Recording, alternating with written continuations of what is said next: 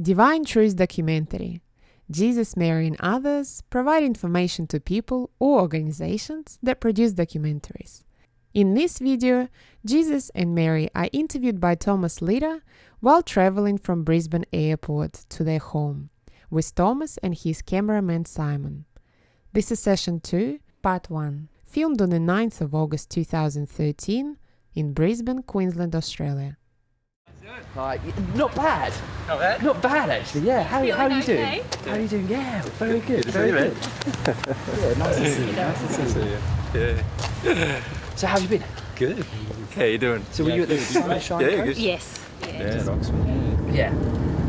But now it's just something, and yeah, so we're not really geared up. And certainly not for sun. That, we're not really. Yeah, just have a look. Yeah. They're only usually in dark locations. Okay. So it's very So we have to rare. sleep with the lights on tonight, Simon. You won't have You that. won't. You might see an occasional huntsman, which can get up to this large. Oh, they're massive, aren't they? But But They're not. yeah. because I thought that I read, it could be wrong. Sometimes we've managed to channel the person who's just died from an accident,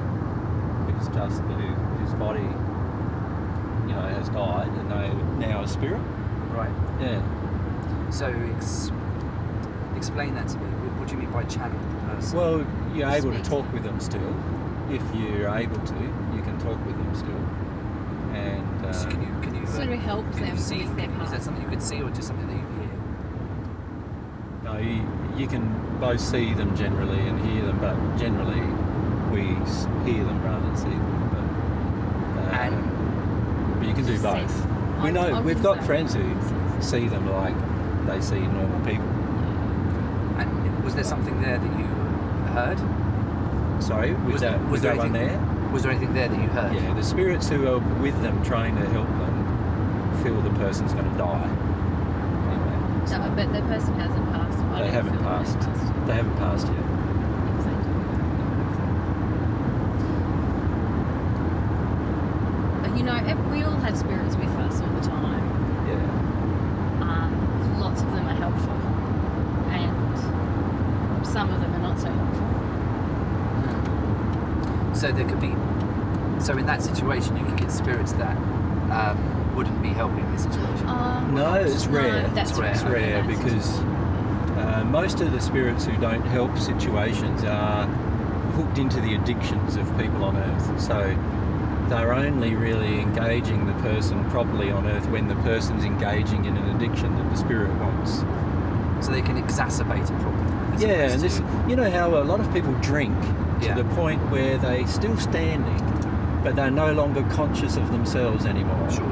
They're still standing up and they can't remember anything anymore. Yeah. And the next day when you ask them, do you remember what you did? They go, no, I got no idea what I did. Yeah. But they were still standing And driving. If you and driving and talking to people and all sorts of things. Yeah. Well, that's a spirit who now has taken control of their body completely, who is now driving the whole process. Do you Because understand? Because they no longer have control. They no longer So have they're control. completely open to Yeah, that. They're They're completely completely open to it, yeah. And the spirit wants the feeling of being drunk, and because when you're a spirit, you can't get that feeling except when you're attached to somebody on And so is that why you get a lot of sort of like drinking is the liquid of the devil and things like that? Because Yeah, well, it this is allows- where a lot of it's come That's from. it. Right. A lot of people who are more conscious of what's happening in the terms of a spiritual perspective, they then go, okay, if a person drinks, then usually they have one of these spirits come to them and overcloak them at some point, particularly if they drink heavily. And so then you get all of these rules that get established by religions in particular, saying you shouldn't do this and you shouldn't do that, and it's the work of the devil and all this Yeah. kind of stuff. Obviously, there's no devil, but Yeah. And that's just also a very unloving thing that religions do to people as well. there's a trying lot to of shame them and judge judgment them. and shame. And it's also implying that the spirits with people when they drink are really devilish, and often they're not. They're just people who've been on Earth It's sad. who are sad, who'd like to get away from their sadness by drinking, and when they pass, they just still want to be attached to someone. So Because there's no way to drink anymore in the spirit world. So okay. So then also, so Is that how? Because people say I don't know how I got home. I can't remember how I got home. So would you say that they're guiding them? Yeah. They're guiding them. The guy who's drunk with them, he drives them home and Or gets them to bed. sometimes it's a good spirit with them too, or like Sometimes. a spirit who's their guardian. But sometimes it's the guy who wants to get drunk via them. Yeah. So can they feel that? So can somebody who's I don't know, locked into somebody else when they're drinking, can they actually feel that? Can they feel as if they're drunk as well? Or They not? often can, yes. The spirit who will feel like he's drunk That's as what well. he That's wants what to he feel. wants to feel. And he can't feel like that if he stays in the spirit world. So he comes to Earth and overcloaks somebody on Earth and does it. But also there's this other thing that goes on, and where there's usually a codependent relationship between the spirit and the person on Earth already established. So the codependency might be, for instance, the person on Earth might be really sad, and the person who's a spirit might be really sad, and they both feel that the best way to get over their sadness is to drink a lot, and so they both share the body basically of one person. The person on Earth's willing to do it, and often the person on Earth feels good when the spirit overcloaks them. Does that make sense? So is that when people can have confidence, so they gain more confidence Exactly. when they're drunk? That's right. So you have people changing their personality when they're drunk as a result, because they've now a large mixture of the other person who's with them. Does that make sense? Yeah. Yeah. It's really interesting actually if you speak to Peter, who's going to be staying with us.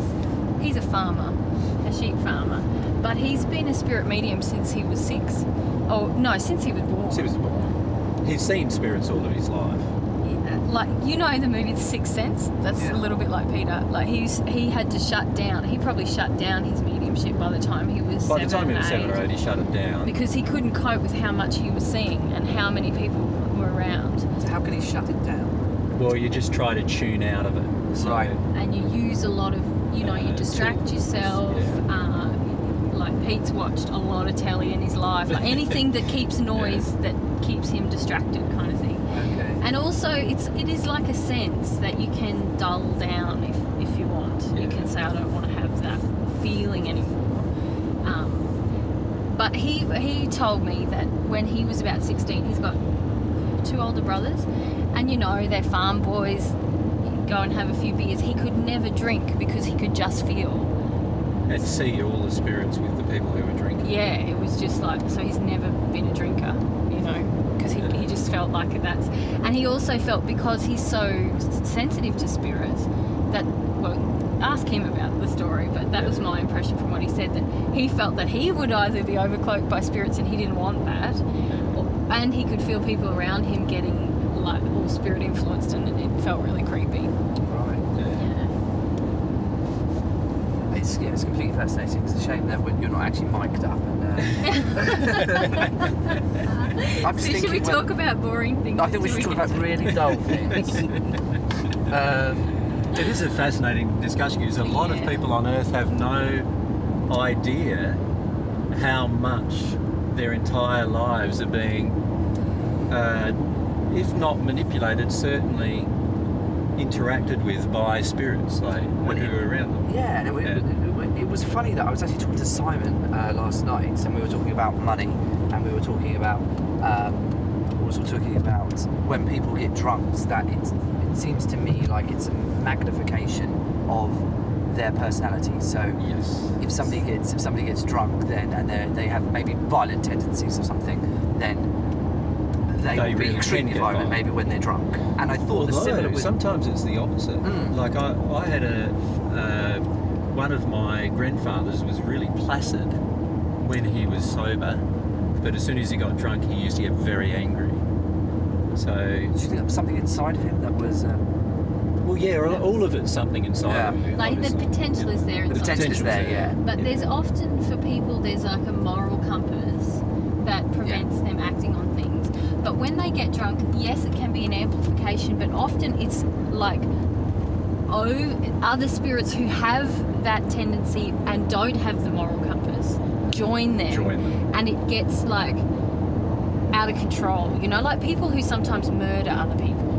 Like they would never have murdered someone, but they sort of, they have some anger that they're suppressing, and it suddenly comes out, and then a spirit joins them, and they suddenly, like stabbing someone, and then afterwards they give testimony and they go, I can't remember. I totally blanked the out. actual event. I remember getting angry, and then it was like blank, and often that's because the spirit has stepped in at that point and done that.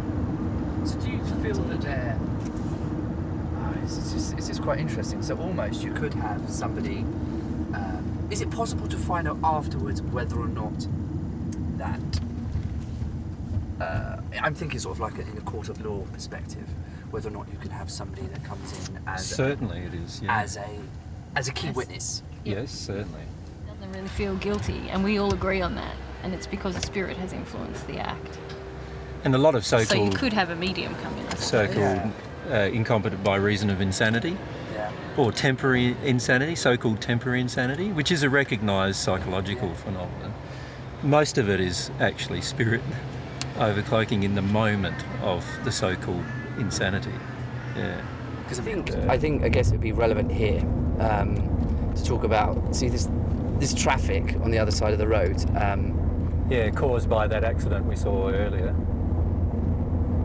And you were mentioning about you felt, well, you had a feeling that was potentially a fatal accident.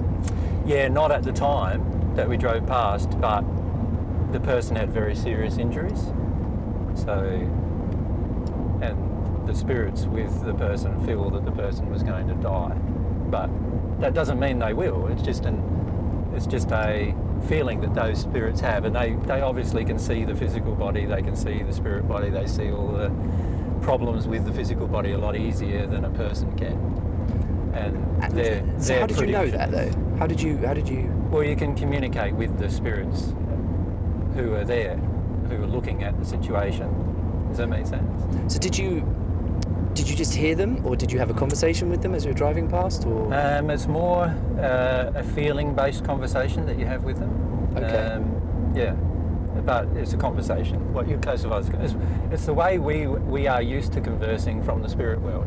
Right. Okay. If that makes sense. So, myself and Mary are used to talking to people using a different type of communication than people on Earth use, obviously, and so we can speak with any spirit or any person on Earth using that form of communication. It's whether they can hear it or not is really whether they're sensitive to that form of communication or not. So there was a spirit helping the person? Their guardian, the person that's assigned to help them stay alive. Yeah. So the spirit of the person who was in a bad way, is that spirit still inside them, or is it sort of in a transient place? Or? Oh, you mean the spirit body of the person themselves? Yes. No, they're still there, connected to their body, but usually after an accident what happens is a spirit who's usually a person that looks after what's going to happen in terms of when the person actually passes and welcomes them to the spirit world. Usually look after the process. They try to deaden and numb out all of their senses so that they're not experiencing a lot of pain and suffering while they're in physical pain. And so is that so that's when they say that your body's under so much stress that you can't actually feel what's happening? Exactly. So you're saying that there's a spirit is actually controlling that? A spirit is helping the person detune from their physical body so that they don't experience the pain that their physical body is actually in. Yeah. Okay. So it's a very loving process. So it's not as terrifying as we'd imagine death then? Death is not terrifying at all, actually. Yeah. Most people on Earth are more terrified than death while they're alive than during the process of death. So it's the fear of death rather than... It's the fear of death that's terrifying, yeah. But I guess we're terrified because it seems so final. Well, that's the other problem, I suppose, is that our belief systems are, even though it's ironic in a way, because there are like, if you look at all of the Christians on Earth, there's 1.5 billion Christians or so on Earth, and then if you look at all the Muslims on Earth, there's about 1 billion or 1.25 billion Muslims on Earth. If you look at the general population on the Earth, around 70% say they have a belief in an afterlife, and yet we're all scared of death, which is an indication that perhaps we don't have a strong belief in the afterlife as we believe, if you think about it. But I think everybody would like to believe that, wouldn't they? But they don't know if it's right or not. That's the reality. And because they don't know if it's right or not, there's a huge amount of fear about loss of life. Whereas there's no such thing as the loss of life, actually. There's a loss of your physical life, but there are still a lot of physical things in the spirit world that you enjoy. And in fact, if anything, once you arrive in the spirit world, you feel more connected with your life than you did while you're on earth, generally. And there are physical things as well, like in different dimensional spaces, there are physical things like trees and plants and animals and birds. And, So animals have a spirit as well? Animals have a spirit body. Any organism with a central nervous system has a spirit body. So where is this spirit world? Well, mathematically, they've proven that there are 13 or so concurrent dimensional spaces in the universe. That's what they've proven currently. Also, scientifically, they know that there's dark matter, which has a weight, and in fact, dark matter forms 90 to 95% of the known weight of the universe, but we can't see it. So there's all this matter that exists in another dimensional space that I'm referring to as a spirit world, but it's actually mathematically proven to be true. But people don't think of it that way. Does that make sense? So what people think of as heaven or hell or anything in between are actually the existence of multi-dimensional spaces in which our spirit body can exist and reside. And so there's everything that you can imagine that's possible here, there's also possible there, with the exception of a few things. So can you die in the spirit world? No, you can't. Yeah. Your spirit body, as far as it is known at the moment, cannot die. So there is no such thing as death as we know it, really, then? Exactly. So the moment you pass from Earth to the spirit world, so with the person who is the driver of that vehicle, for example, well, if she does pass, right, what will happen is that there will be an instant severing of the connections between the physical body and the spirit body. So you could think of you have a soul, a spirit body, and a physical body, and there is a severing, if you like, of the connection, which is like an energetic cord between the two bodies. And so what happens is when you die, the physical body severs, the spirit body and the physical body, the cord that joins the two is severed, and as a result you can't receive any sensory input anymore from your physical body, and instead all of your sensory input, things like taste, touch, smell, everything, comes through your spirit body. So from that moment you're a spirit, and you can't ever return to being a physical again, unless you go through a very long process after that time. So at that point in time, you're still the same person you were, with the same experiences, the same memories, the same goals, the same ideals, the same loves, the same hates, the same emotions that you store, the same loves that you have. The only difference now is that you're not any longer able to experience those particular things in the physical. You can only experience them using your spirit body rather than your physical body. That's the only difference. Okay. So basically you're identical, you're still the same person, the same memories, same everything. There's no change. And in fact, that's what surprises many of the people who pass, is they still feel the same as they were when they're alive, and so many of them think they're still alive on Earth for a period of time, because there's no difference, and there's so much no difference that they believe they're still on Earth. So how do we know that this conversation isn't happening in the spirit world? Well, the conversation is happening in the spirit world, in the sense that I'm conversing with you, but at the moment there are many, many spirits who are also listening to the conversation. So they can also hear the conversation. So they can hear a physical expression of a physical voice in the airwaves, and they can also hear my spirit body speaking, which is saying the same thing. Does that make sense? And so they can hear exactly what I'm saying. And anything you say as well.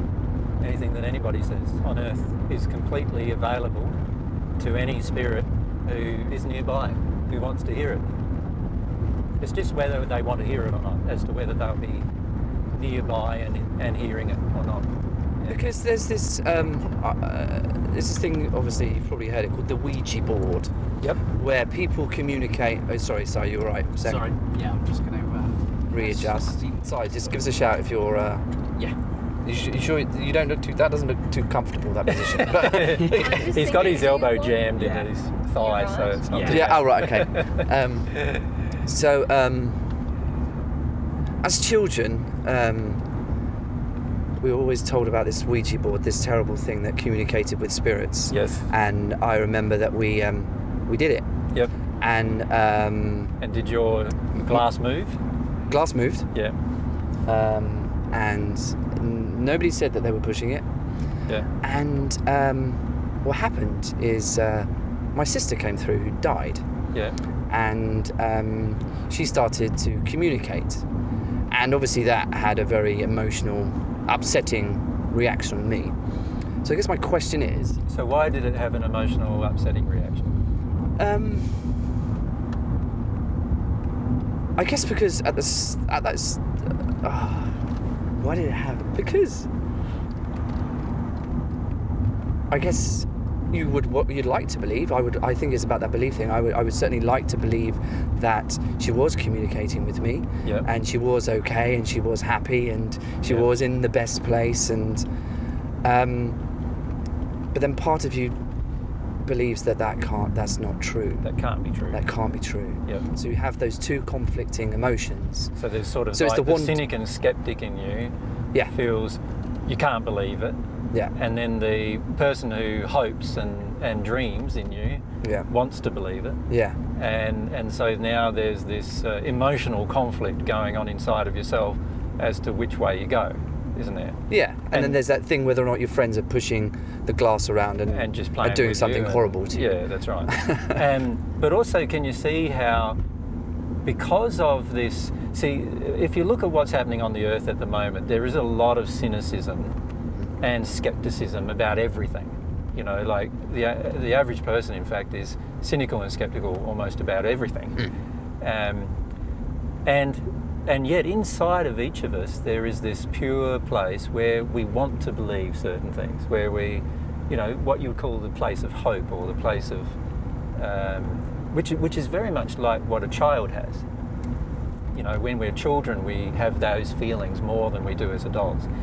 And this is the problem, I feel, one of the problems with the earth is that we limit our scientific investigations to what we believe is possible, rather than thinking that anything is possible and we might be able to scientifically prove that certain things are possible that we are currently trying to deny.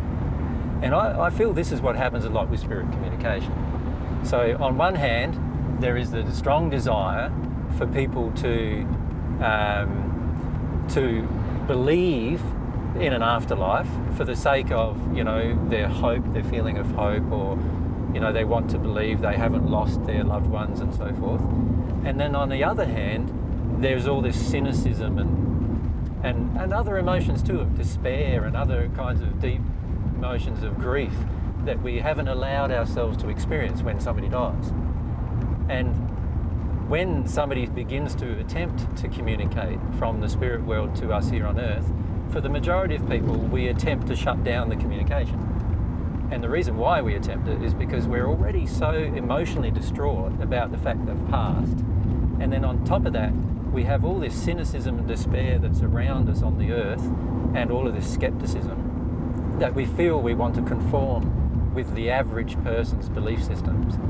And so the little glimmer of hope, or the glimmer of joy that we experience by recognizing that the person might be still alive, is squashed under these other very negative emotions. And that's the fact for most people, unfortunately. And is that why you feel it's very upsetting then for people, Darwin? Or is that... Yeah, one of the reasons why it's very upsetting is because if they believe there is communication from the spirit world, then they have to fly in the face of almost everybody else's beliefs on Earth for a start. So in other words, you're going to receive the disapproval and oftentimes the statement that you're insane for believing such things. In addition, any of the cynics and skeptics are going to say, well, you're just hoping there is. It's got nothing to do with reality. And as a result, you receive a lot of attack on one level, but on the other level, you've got a lot of hope. But on this third level, you've also got a lot of unresolved emotion, usually about the passing of the loved one. And so there's two sets of negative emotions. There's the negative emotion associated with the unfelt grief of the passing of the loved one, and there's the negative emotions associated with cynicism and skepticism of the world itself that tend to pull you into disbelief.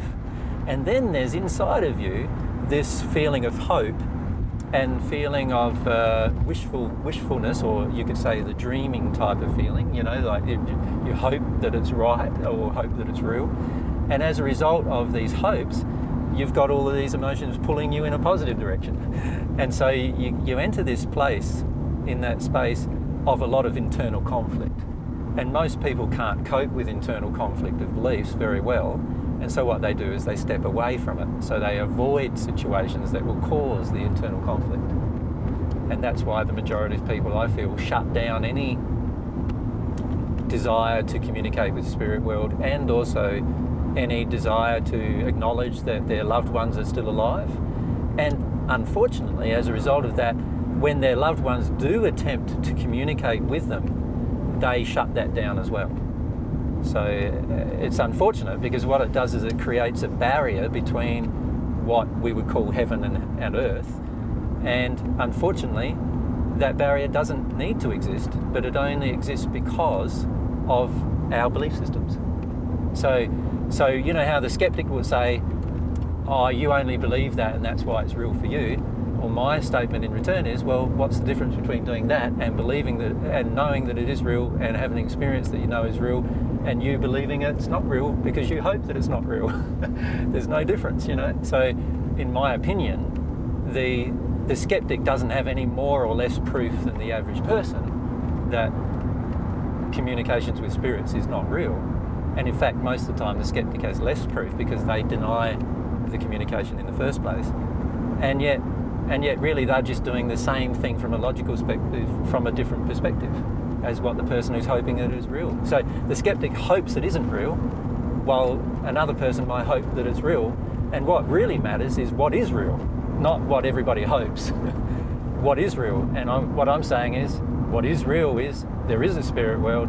When your loved ones die, they are not dead. They are still alive. They often come to you, they try to express their love for you, and you shut it down because you don't want to deal with your grief, or you don't want to deal with your own skepticism. And that's the main reason why communication doesn't occur. Yeah. Do you want me to do any of this? I think it's just a little weird. Yeah, it does look a bit weird. Why is that? Because you got the kiwi. It's just a bit full on, isn't it? Tom's ugly mug. Yeah, right. that's the problem. I was only joking. But yeah, okay, good. The poor man who have a complex after you. Yeah, I guess so. Okay, Tom. Yeah, I'm ready. When people communicate with spirits via a Ouija board, what are they actually doing there? Well, they're giving the spirit a method of being able to move the cup or glass around to spell out things. And many spirits learn these rudimentary ways of moving objects soon after they pass. And so they're able to move an object in order to spell something out to a person on Earth. And they're also able to influence people who, if people are holding the cup of glass, they're able to influence the feelings of the people to move it in a certain direction. And when there's 3 or 4 people, because the Spirit's able to trigger those same movements in all 4 people, then it means that each person feels inclined to move it in a certain direction with the agreement of everyone else present. And so these are sort of rudimentary ways that a spirit can use to communicate with people on Earth. And there's quite a lot of those kind of rudimentary ways. Because spirits learn shortly after, as you can imagine, if you passed into the spirit world today, you would still have the same loves that you currently have. So you'd still love your wife, you'd still love your child, and you'd want to let them know that you're still alive. That's one of the first things you'd probably want to do, right? And so most spirits within a very short period of time learn how to try to let their loved ones know that they're still alive and everything's all right and there's nothing wrong and all those kind of things. Now, of course, most of their loved ones are not in the space to hear that because they're grieving and they're upset and so forth. So they're not in the space to listen, but most people who've passed go, you don't need to cry, I'm still alive, and so they learn how to move objects, for example, or so forth, in order to communicate something to their loved ones on Earth, to indicate to the loved ones on Earth that they are still alive and everything's fine. Of course, usually it's not very successful because the loved ones on Earth are going through a lot of grief and a lot of pain and suffering generally because of their belief systems, and as a result of that, they're missing the person that's died. And so because of these particular factors, oftentimes they're not in a space where they can clearly hear somebody communicating to them, telling them that they are alive. And but that's what your sister had been in the spirit world for some time by this stage, right? And so she'd learnt how to move matter to a degree, and also learnt how to influence people's emotional feelings.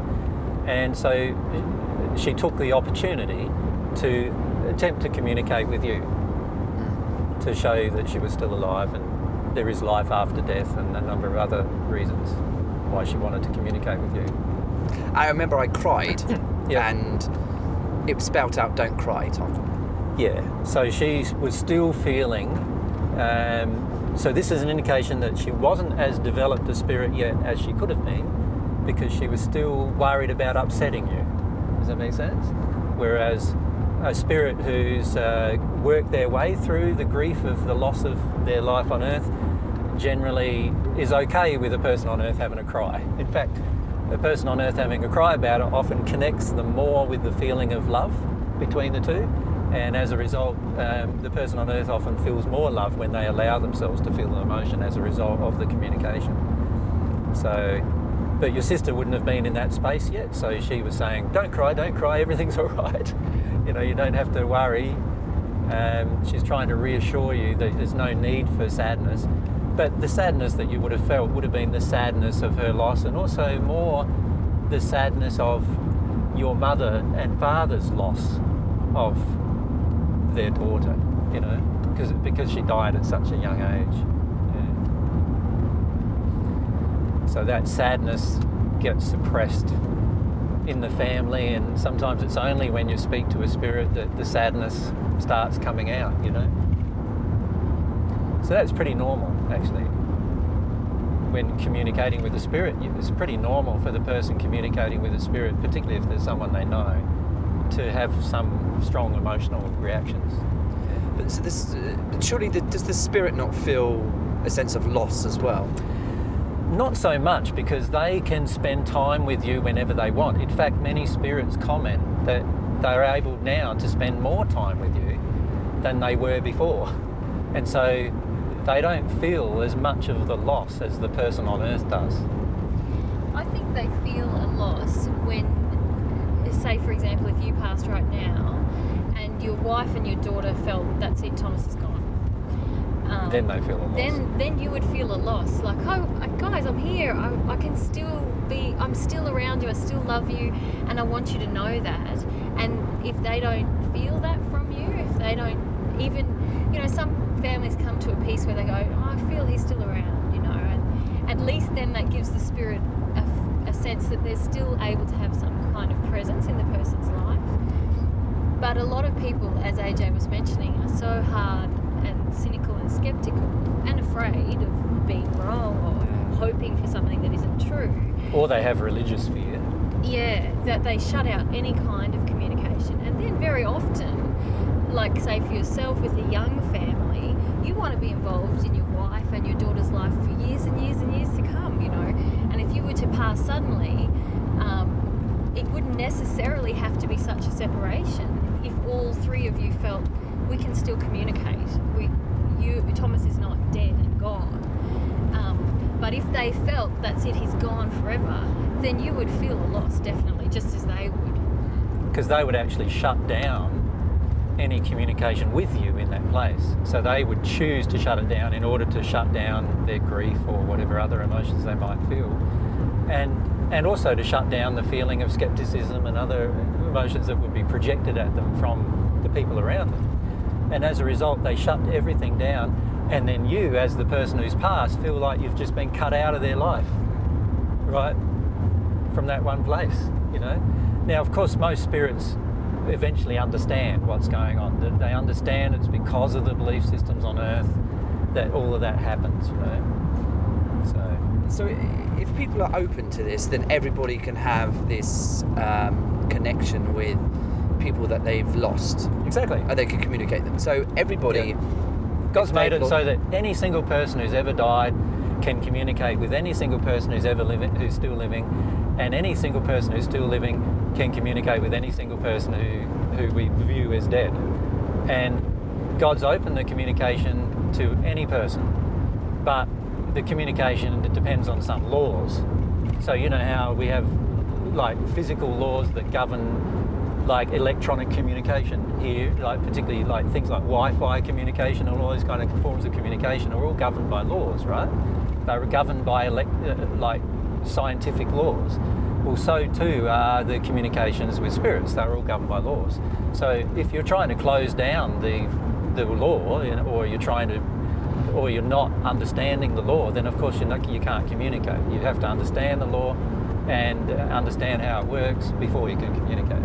It's quite simple, but the reality is that everybody could be educated about how to understand the law and how to communicate on Earth, and eventually we could have a society where we don't even see death as a stop to our life. It doesn't hardly even impact upon our life at all. Or our relationships. Okay. Because I'm saying I'm Jesus. But that's also the main reason why nobody listens to me. Yeah. That's the main reason why nobody That's the irony of it. I find that quite funny. It's funny. Like, that's what the New Zealand crew said to us. Oh, we wouldn't be here interviewing you if you weren't saying Jesus. Yeah, I find that it's quite amusing. Well, that's funny because the main reason why people don't listen to us on YouTube is because I'm saying I'm Jesus.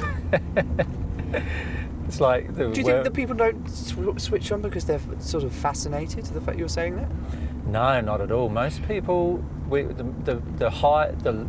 by far the majority of people comment that that if I was not saying that I was Jesus, they'd listen to me. And in fact, I've had, at the start of when I was doing these talks with people, which was like, I started doing this sort of 10 years ago, but 5 years ago, probably a bit more than 5 years ago, I started doing it with larger groups. And the majority of the group would walk out on me when I said I was Jesus. Not before then. They'd listen fascinated until then. That was the irony. And I find it quite ironic. Most people have a lot of questions about what happens when you die, what's the meaning of life, is God real, what is love really about, how important is truth, what's it all mean? And we talk about all of those things at length. And so most people are fascinated, but they're terrified that because AJ's saying that he's Jesus, that somehow there's something that he wants out of this, that they're going to be manipulated or hurt in some way. And because of that, they have a lot of fear. And they have a lot of fear of public opinion. Yeah, There their are a family lot of thinking fear that about what everybody else thinks. crazy. So a lot of people like talking to me I've had a lot of people, this is first century and now, had a lot of people talking to me in private. They come to talk to me in private because they don't want anybody else to know that they're talking to me. But they talk to me in private because they're interested in the topics that I speak about. But they don't want to talk to me in public because then they might be ostracised or criticised by their family, friends or others. So, and I've often had people say to me, including Mary, hey, when we met, you said, why do you have to say you're Jesus? Why can't you just leave that alone? Everyone will listen to you then. And the only reason I'm saying I'm Jesus is because it is true. There's no other reason. So I find it amusing though that the media frequently claims that I'm only saying I'm Jesus to have people listen to me. The reality is the only people who have listened to me from saying that I'm Jesus are the media. Because the majority of people who have listened to me, as soon as they hear me saying that I'm Jesus, they stop listening. So, Or they become more reticent. yeah. And more judgmental, and like they're constantly looking for me to be God, really, as well. Because, sorry, I start every question with a cough or a splatter. That's okay. It's not very good for your camera, though. Sorry, Simon. Because if I was to believe everything that I read and I think your online presence, it's, I would say, 90% negative. Yeah. So I'd say 99% negative. if we look at just your website, I think pretty much everything else is, with some few exceptions, is completely negative. Of course. So a lot of people would think that am I mad to actually come out and see this this cult leader and talk to him and visit his compound and be frightened whether or not I'm going to come back or be converted. Yeah. So what would you say to that? Yeah, I think it's very funny. As you will soon learn, there's no compound, and I certainly wouldn't chain you to it if there was anyway. No, and there is no cult. There is no, there's myself and Mary living in a normal Australian home in the bush. I think it's very much what people want to hear, I feel. That's why the media lies about it, because people want to hear that anybody who's saying he's Jesus has to be a cult leader who has a compound and has 50 women on his side and everything else, that goes along with that. And I think a lot of people in the past have been like that, so of course they think that any person who says he's Jesus must be the same. But the person who's actually Jesus is going to be quite different, actually, than the average person claiming that they're Jesus. And but I don't feel that there's any, like, everybody who knows us knows there's no danger in knowing us. There's only, and if there's any danger, it's only if you want to, stay away from truth. You're going to find it hard when you're in our company, that's all. So if you want to live a life that's a lie, you're going to find it very difficult to live a life that's a lie when you're in our company. That's the only difficulty with spending time with us generally. What do you think, darling? I don't know, I feel. In terms of difficulties being around us? Yeah. Yeah, Right. I think most people find it easy, except when they've asked us for feedback For truth. about themselves, and we provide it. And often that's challenging. So I should avoid that question. Yeah, don't ask any personal questions unless you want to really desperately know the answer. That's the general rule. Yeah, and that's a lot of people. Well, we know people who welcome that, obviously, because they want to grow and be better people. And not everything that we say to people is negative. It's just often challenging because a lot of us live in a facade. We live we want to present a certain version of ourselves to the world, which is not always true. And really, if you're going to grow in love as a person, if you want to have intimacy, emotional intimacy in your relationship with other people or with God, then you have to drop your facade and be the real you. And so a lot of people, because they're afraid of what will happen when they drop their facade, get challenged. What happened if the facade is actually... So in Brisbane, there is, this weekend, there's a big Jehovah's Witness conference. Is it? Yeah. Right. There's I think it's an annual conference. Yeah, they normally have one what they call district convention per annum. So, And is that something that you would have been involved with? yeah, 20 years ago, probably. Yeah. Normally, I would have been a speaker in one of them. Because I read that you got kicked out, or you Yeah, that's not strictly true. I left. I disassociated myself. So there's two forms of leaving the Jehovah's Witness Church. One is where you get kicked out, which is called a disfellowshipping, and the other is where you leave of your own volition, and that's called disassociation. And I disassociated myself from the witnesses. And why did you choose to do that? There were quite a number of reasons at the time that I did it. The first and primary reason was that I felt that I could no longer live with my wife at the time, and I knew that if I left her, that I would, under the Jehovah's Witnesses' faith, if you leave somebody, they're not allowed to remarry until such a time as the person who left remarries, and that's, I don't feel very kind, of course, but so that was one reason why I left. Another was that I felt that there wasn't any love present, and I certainly lived in a town at the time where there was very little love present. In fact, I quite often gave talks to the congregation that I was looking after, of about 100 people, about the fact that there wasn't very much love present. And the third primary reason was that I could no longer really agree with a lot of the biblical statements that Jehovah's Witnesses believe or interpret the way they interpret. And so there was quite a number of reasons that I left at the time. But the primary one was because I didn't feel that I could love my wife anymore, and I felt that that was wrong at the time, that I couldn't, and so I disassociated myself from being a witness because of that. So was it are you saying that you did it so that she could move on with her life? Yeah, the way in which I did it at the time, I wouldn't do it now, but the way I did it at the time was so that she could move on with her life rather than being reliant on me moving on with mine. So yeah. So you would have had to have remarried before she could have remarried. But as it turned out, after I left, she remarried, I think, around 4 years later.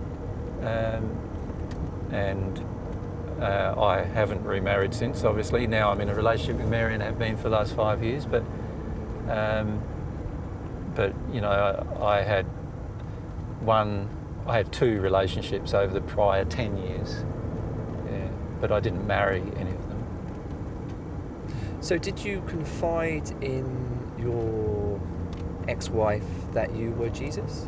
Or did you not know at that stage? No, I didn't know at that stage. And, you know, I had a lot of memories since the time I was little. And, sorry, there's a bit of road noise here, isn't there? Yeah. Sorry, do you mind if I ask that question again? Oh, no.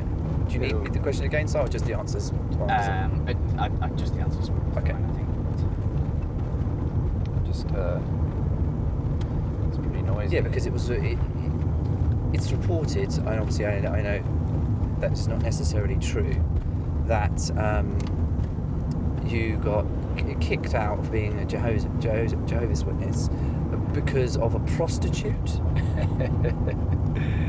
No, I left. I disassociated myself, but the reason why I told them, and I did see a prostitute. What I did was I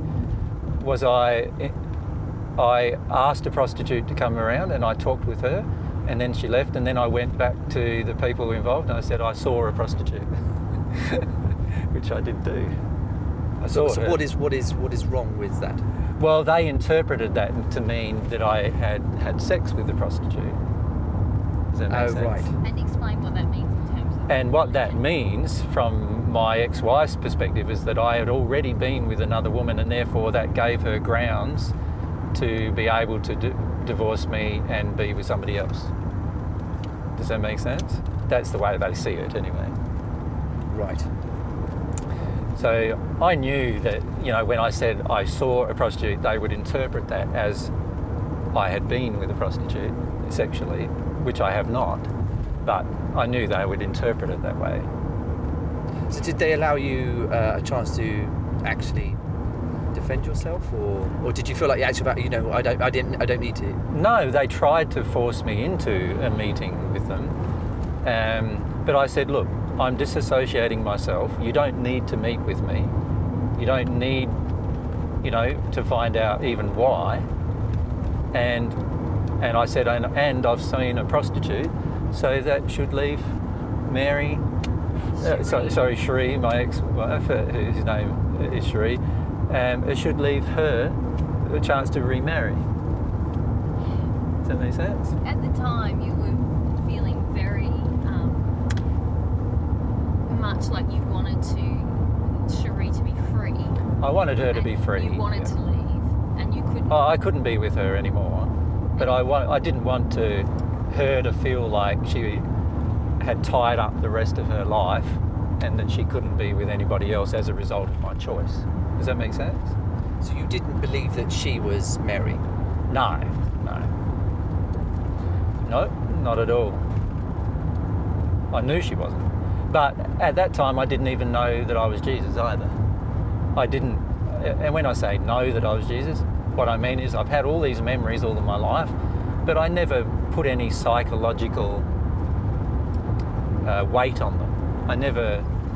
I just thought, there's a whole heap of unexplained memories that I had, which I compartmentalised and tried to convince myself that they were probably just imaginings and whatever else, And so I tried to live a normal life all of that time, and I never, during that period of time, would contemplate that these memories meant that I'd lived before, because I never believed in living prior to the life you have now. So I never believed in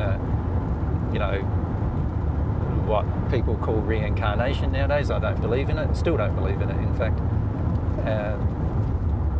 So I never believed in those kind of things.